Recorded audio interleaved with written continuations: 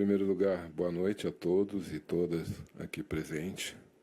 Obrigado pelo convite, vereadora Mariana, para poder explanar um pouco daquilo que a gente vem passando, acredito aí, em torno de 10 anos. São 10 anos aí, eu classifico o início em que a gente começou a se deparar, né, com o fantasma da privatização e da concessão, no nosso caso aeroportuário, que até então a gente se detinha com a privatização das teles, da infraestrutura de rodovias, de portos, mas a gente, enquanto aeroportuário, achava que nunca chegaria a bater na nossa porta. A gente até participamos, enquanto sindicalistas, de várias, por exemplo, do Banespa, eu me lembro muito bem, durante dos bancos e principalmente do Banespa, nós tivemos grandes embates, mobilizações e tal, mas a gente sempre acha que a coisa não bateria na nossa porta.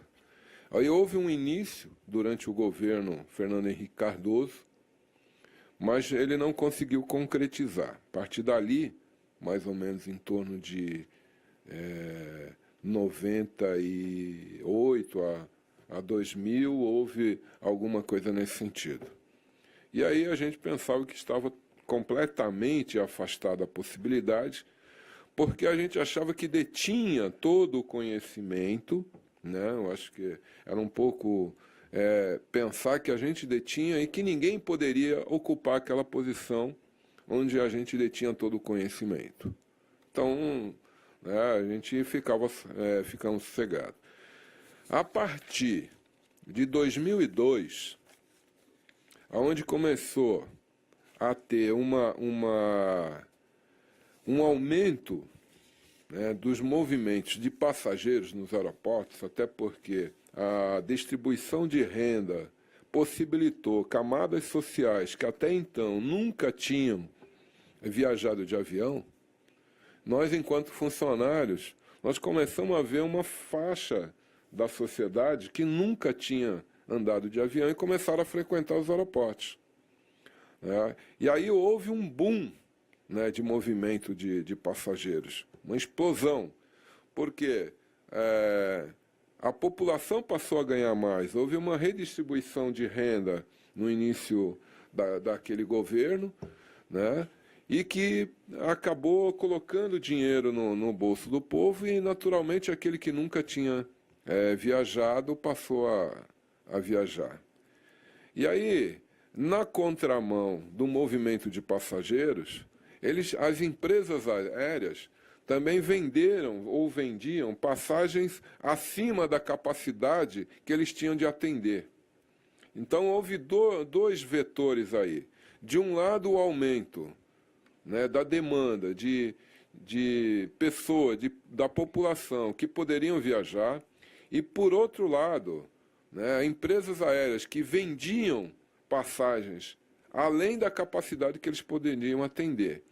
E aí dava o famoso overbook, ou seja, quando chegava a hora do voo, tinham 50% de passageiros mais do que cabia no avião. E aí a disputa era na mão, na porrada, entendeu? Quem vai viajar, lista de esperas enormes, aquelas listas, aquelas filas nos aeroportos, gigantescas, e a imprensa batendo em cima, dizendo que os aeroportos do Brasil não tinham infraestrutura suficiente para atender. E aí, tudo isso aí a gente imaginava que era uma consequência, era uma coisa natural. Mas, na verdade, por trás de tudo isso, as empresas vendendo mais passagem, até porque depois a ANAC, a Agência Nacional de Aviação Civil, proibiu que fosse feito venda de passagem muito acima da capacidade que as empresas poderiam atender. Mas tudo isso era para justificar o que estava por trás. Tudo isso era uma cortina de fumaça para justificar, a posteriori, que precisava ter um capital privado entrando para aumentar a infraestrutura e que o Estado, a Infraero representando o Estado, não tinha capacidade de acompanhar o movimento de passageiros e a demanda por infraestrutura que atendesse minimamente com conforto aqueles passageiros. Então, tudo isso justificou, na sequência, para que começasse o processo, então, a falar assim, olha, nós precisamos do capital internacional, nós precisamos de empresas do exterior para modernizar os aeroportos, nós precisamos de empresas que venham investir na infraestrutura dos aeroportos. Então, todo esse caos causado, que foi, inclusive, colocado pela imprensa como o caos aéreo, justificou o processo, o início do processo de concessão, diga-se privatização, né, dos aeroportos brasileiros. A princípio, quando você vê isso por partes, você não entende todo, né, a história que foi sendo montada. Então, foi um grande quebra-cabeça que iniciou lá com a venda de passagens acima, para justificar que não tinha infraestrutura, os passageiros ficavam ao léu, sem ter um conforto decente dentro dos aeroportos, com aquelas filas quilométricas, passando horas e horas sentado no chão, porque não tinha infraestrutura, para justificar, né, a venda dos aeroportos, né?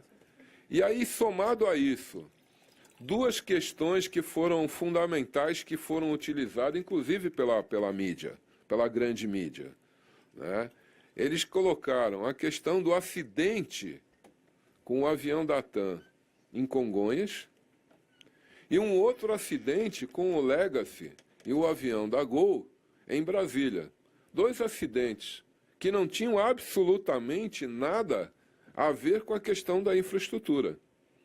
Primeiro porque foi um erro do piloto americano que veio buscar, né, esse avião que eles tinham comprado, o Legacy, e ele voou a baixa estatura, a baixa altitude, diferente do que estava na carta, isso ficou comprovado, né? E esses pilotos nunca pagaram, eles foram embora, foram processados e nunca pagaram pelos erros que fizeram, diga-se de passagem, até hoje não houve responsabilização. E a segunda foi com o avião da TAM, que foi pior ainda. Descobriu-se que não tinha nada a ver com a pista, com as ranhuras, porque a pista tinha sido recentemente pavimentada, né?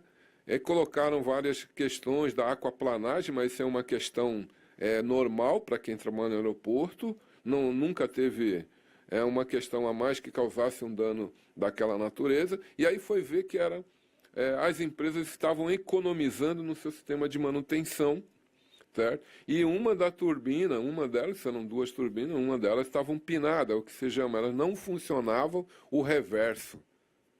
E aí o piloto, como todo mundo erra, houve um erro de piloto, ele acelerou aonde ele deveria dar o reverso, e aí acabou passando, né, da pista e causando aquele acidente. Bom, isso aí foi levado pela mídia como um problema de infraestrutura também, para se somar e justificar, né, a venda dos aeroportos. Bom, nós começamos a discutir, na hora que nós vimos que as coisas começariam a entregar mesmo os aeroportos, que não havia uma justificativa que a gente entendia como leal, como séria, e aí nós começamos a conversar com o governo no sentido de demover e dar outras alternativas para a infraestrutura de investimento que não fosse a concessão. E aí nós começamos a fazer o Sindicato dos Aeroportuários, junto com a Central Única dos Trabalhadores, outros sindicatos co-irmãos, começamos a fazer pelo Brasil diversos movimentos para que chamasse a atenção das autoridades da aviação civil, do Ministério do Transporte, do Ministério do Planejamento, enfim, todos aqueles que estavam imbuídos nessa questão. Mas aí nós verificamos que nada mais interessava, porque já estavam colocados na mente de cada pessoa, daqueles do governo, que a solução era conceder os aeroportos. E a grande campanha que foram feitos é que seria para melhor. Tudo iria melhorar. Para a Infraero, a empresa pública, iria melhorar porque ela seria sócia. Para os trabalhadores, ganhariam mais. Todos seriam contratados, teriam altos salários. Né? Foi essa a campanha que foi feita. Na mídia, a mídia incentivando cada vez mais que era modernidade, trazer empresas de aeroportos do mundo, né? Pegaram aí os tops, né? da França, da Itália, da Espanha, da Alemanha, de Singapura, enfim, todas essas grandes operadoras de aeroportos, administradores, estariam trazendo para cá o seu know-how. Então, isso foi vendido pela mídia e a opinião pública abraçou. Né? A grande mídia, a gente sabe que a grande mídia tem um poder de persuasão frente ao grande público e o público comprou. Tanto que as nossas mobilizações, muitas vezes, não tiveram o apoio da população nesse sentido. O nosso discurso se esvaziava diante de uma população e falou, tem que privatizar mesmo essa empresa, porque eu não tenho assento para mim, eu chego no aeroporto, o aeroporto não me atende, tem escada rolante parada, enfim, todas aquelas mazelas que, porque os aeroportos estavam passando devido ao aumento da demanda, isso aí era um motivo, inclusive para os usuários, para os passageiros, que deveriam privatizar mesmo. Então, nós, em termos de categoria, nos sentimos sozinhos. A gente não tinha apoios parlamentares, muito poucos, um ou outro, pontual. Nós não tínhamos mais porque o governo estava todo mundo imbuído nessa grande mídia, naquela grande campanha que o negócio era privatizar. Nós tentamos em 2010, né, às vésperas do início de concessão, uma grande greve nacional. Nós chamamos uma greve nacional e, por incrível que pareça, nem os próprios trabalhadores da categoria acreditavam. Eles não acreditavam, eles acreditavam naquilo que a mídia estava falando, naquilo que aqueles que vieram para privatizar falaram que eles teriam bons salários, altos salários. E não houve uma mobilização como a gente gostaria que tivesse. Foi pontual, ou seja, não está acontecendo comigo, então tudo bem. Está acontecendo com outro, mas não está batendo na porta da minha casa. Nós somos um pouco assim, né, em tudo. Está no vizinho, então a água não bateu aqui na minha casa ainda. Então nós sentimos que nós fizemos uma campanha nacional, mas só aqueles aeroportos que seriam atingidos foram aqueles que se mobilizaram, porque eles estavam sentindo na pele já o que iria acontecer. Então nós conseguimos uma mobilização, fala assim, se a gente não consegue uma mobilização nacional, nós resolvemos fazer então uma mobilização nesses aeroportos que então estavam à mercê de serem privatizados. Né? E aí foi uma mobilização muito boa em 2010, foram com umas greves muito fortes, apesar de não ser vários dias, parece que alguns foi um dia, menos de um dia e meio, 2 dias, alguma coisa assim, né? E com bastante ênfase dos trabalhadores, alguns, né, com muita discussão, não foi um processo fácil, mas houve também uma pressão muito grande, hoje a gente pode falar claramente, uma pressão do governo, com emissários do governo diretamente. Eu falei assim, olha, vocês salvem os anéis, porque senão vai os anéis e os dedos e vai tudo. E tinha que salvar alguma coisa. E aí você vai salvar quem? Os postos de trabalho. Eu falei assim, porque a gente tinha um exemplo já das outras privatizações, que N milhares de trabalhadores demitidos. Então nós esquecemos um pouco aquela questão de defender o aeroporto e defender o trabalho, o posto de trabalho. Eu falei assim, já que o aeroporto vai ser privatizado mesmo, né, num determinado momento, vamos salvar o emprego desses trabalhadores. Não deixando de lado a luta em defesa dos aeroportos e da Infraero, mas principalmente preservar o emprego desses trabalhadores de alguma forma. Então fomos negociar com outros órgãos públicos, né, principalmente A estabilidade no emprego, que vai até agora 2020, quer dizer, desde 2011, nós temos até 2020, nós conseguimos que nenhum trabalhador foi demitido nesse processo, isso graças àquele acordo que a gente fez da greve de 2010, nós conseguimos manter agora até 2020, nenhum trabalhador foi demitido que não quisesse, houve programa de demissão voluntária. Agora, não só isso, porque os trabalhadores passaram de ter que deixar suas famílias, terem que deixar seus lares, deixar a sua cidade, se transferir para outra localidade, quebrando o elo de socialização das suas famílias, ir para um lugar todo novo, a adaptação, eu acho que esse foi o maior problema. Muitos não conseguiram se adaptar, tiveram que retornar, e ainda hoje, ainda está esse processo, ainda passa. Muitos foram transferidos, não se adaptaram. Nenhuma delas colocaram um capital do seu grupo. Nenhuma. Eles trabalharam com o BNDES. E quando houve o grande problema aí, que eles foram impossibilitados de pegar dinheiro no BNDES, porque pelos que a gente já sabe aí, que aconteceu com essas empreiteiras, que todas elas tinham uma empreiteira. Aqui é o UTC, que foi o que aconteceu, o Odebrecht, OAS, Engevix e por aí vai. Todas elas envolvidas dentro dos aeroportos e nas obras. Por isso a gente fala, e aí você falou muito bem, vereador, da questão do superfaturamento. Não só o superfaturamento, mas o superdimensionamento, né, do que o aeroporto era necessário. Ou seja, eles fizeram um aeroporto não para 30 anos, mas talvez para 60, 70 e 80.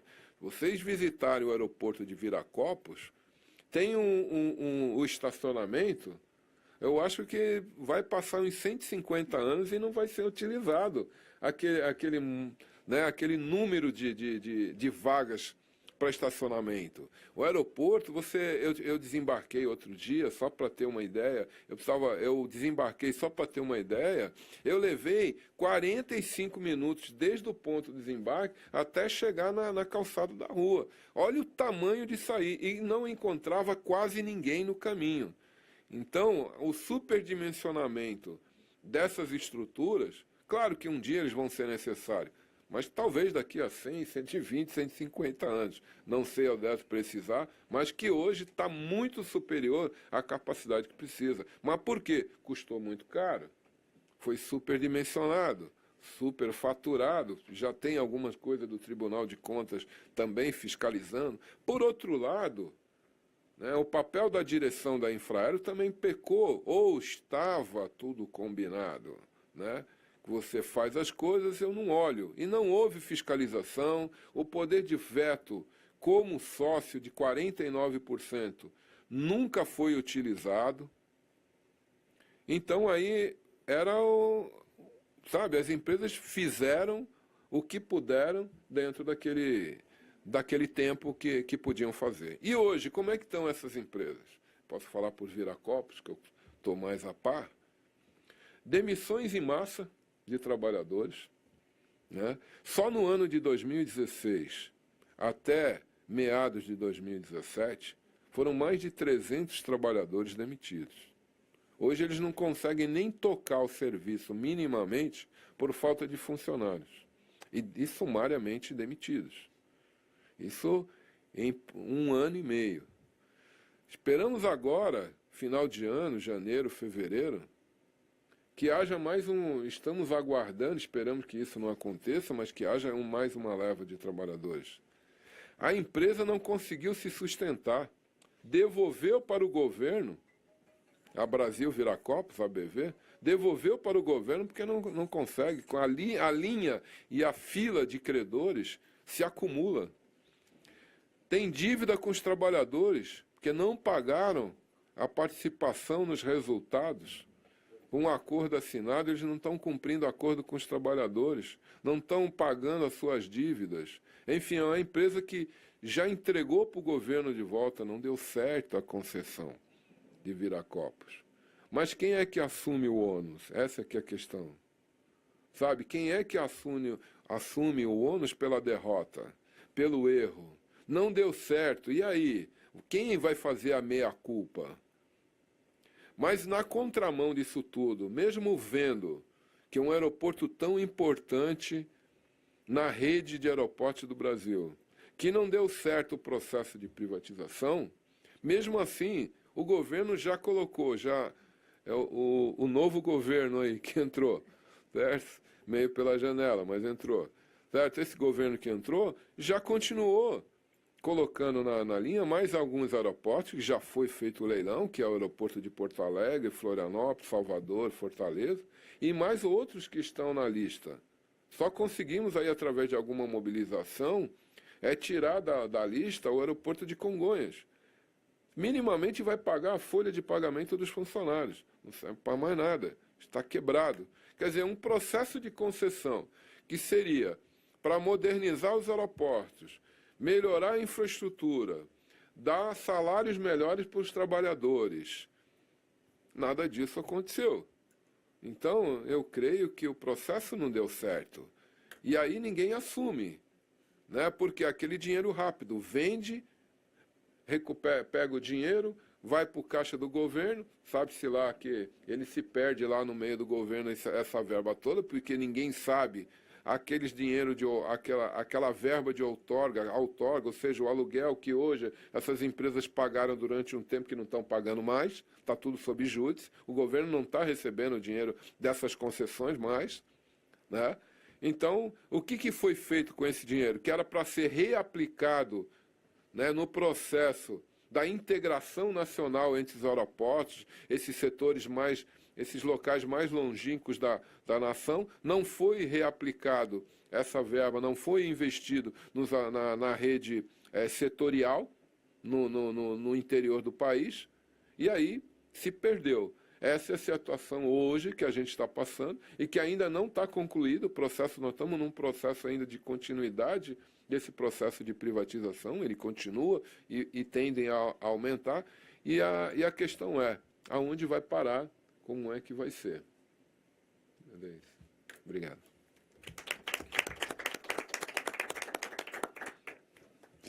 Eu agradeço, Alberto, pelas considerações, pelo histórico importante.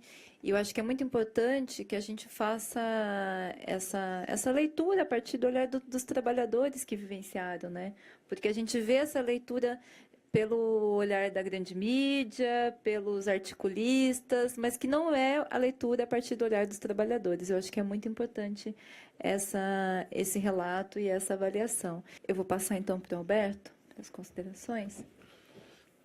Bom, só respondendo a questão do professor Pedro, colocou, na verdade existia a aviação aérea São Paulo, era uma aviação estatal do governo do estado de São Paulo, né? Ela foi privatizada, foi uma das primeiras privatizações dentro aí do chamado Estado Novo, né, pós-ditadura. A VASP era totalmente do governo do estado de São Paulo, foi vendido para um empresário do ramo de transporte rodoviário chamado Wagner Canhedo, e que simplesmente largou a empresa, sumiu no mapa, deixou dívidas, enfim,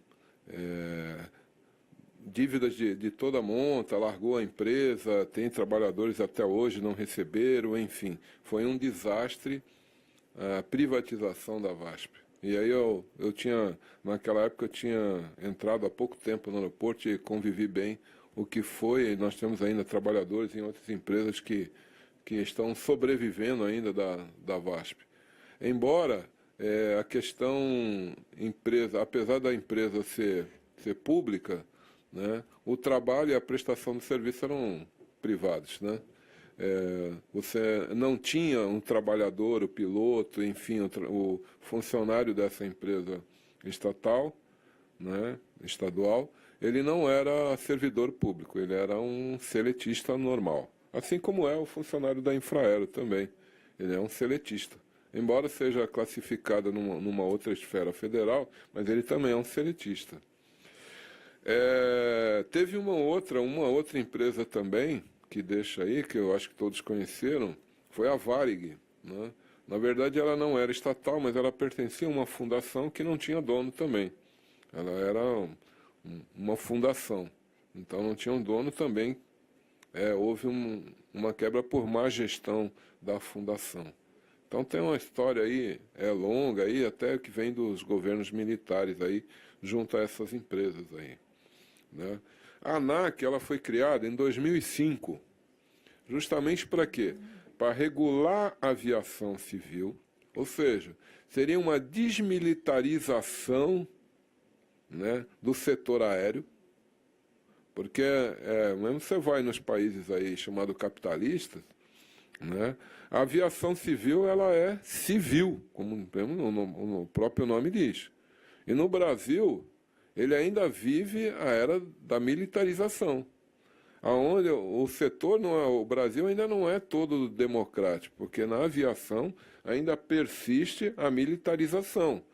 Mesmo quando se criaram a agência reguladora, na verdade a ANAC ela vem para regular, fiscalizar e dar o bem para o usuário, ou seja, para a população. Cuidar do bem-estar da população naquele equipamento público que é o aeroporto. O aeroporto é um equipamento público. E a ANAC foi criada para regular a aviação civil, fiscalizar a legislação aplicada para a aviação e dar bem-estar ao usuário. Esse é o objetivo da ANAC. Ela cumpre esse papel? Acho que na sua integridade acredito que não. Atende mais aos interesses das empresas aéreas. Para o interesse do usuário, da população, aonde o equipamento, aeroporto, ele está, isso você não vê, né, o dedo, a mão da ANAC. Você vê só junto às empresas. Então ele atende um lado, ou seja, o lado das empresas. Esse é o papel da ANAC. Com relação aqui foi colocado o aeroporto de Amarais, assim como os demais aeroportos aqui do estado de São Paulo, inclusive Congonhas, lá na época que eu entrei, né, em 1900 e bolinha, ele pertencia ao Estado. Tem um departamento do governo do Estado que chama DAESP. E a maioria, todos os aeroportos pertenciam ao governo do Estado. Congonhas, né, Campo de Marte, Amarais, enfim, todos os aeroportos, aí, Ribeirão Preto, por aí vai, todos do Estado.